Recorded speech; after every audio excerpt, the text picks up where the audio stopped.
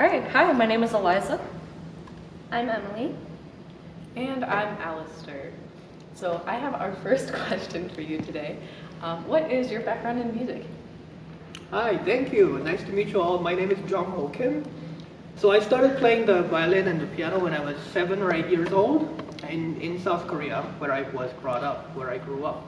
And then I went to college there, and my first job was to play violin in a professional orchestra for 2 years. And then I also played tenor saxophone in a Korean military band for 2 years. Then after which I came back to the US to go to grad school in Cincinnati, Ohio, which isn't that far from here. And then I started teaching in 2015 in South Dakota. And then my family and I moved back here in 2017 to teach at Kent State University, which is where I teach now. So I'm the orchestra director there, and I teach conducting and symphonic literature, among other things. My next question will be, what advice or knowledge are you going to share with our orchestra students this week? Sure, thank you. So I think the biggest focus of this week would be learning how to play together with other people. Individually, I know you're all accomplished musicians, you play very well. Now the difficult part is to play ensemble, which means to be able to understand each other. So even if you can play your own part well, that doesn't necessarily mean that you're able to function in a setting where you are in an ensemble, be it a choir or a band or an orchestra, it doesn't really matter, or a group of ukuleles can be. But you have to be able to understand each other, meaning if I'm playing a half note, that means somebody's going to play 4 or 8 notes at the same time. So I cannot just walk over them.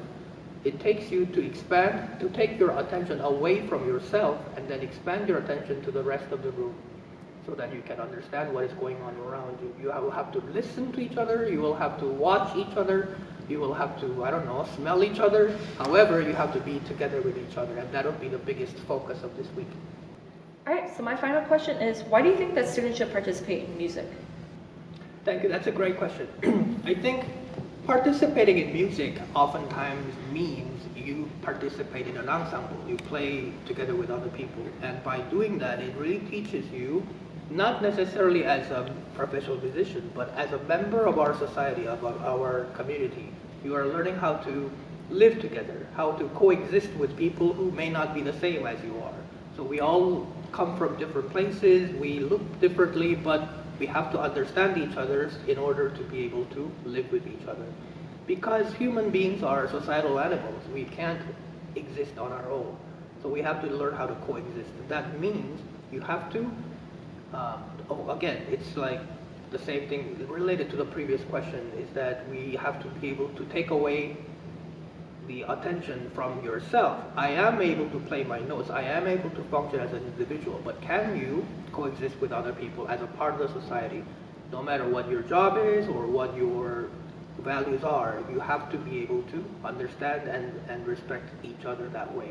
And ultimately be able to love each other, which is how we really live together. So I think that is the biggest lesson that we can all take away from, no matter if you're an engineer or a carpenter, it doesn't really matter. We have to be able to understand each other, and I think that's why we're here really playing music together, and that's the biggest lesson we can learn from participating in music.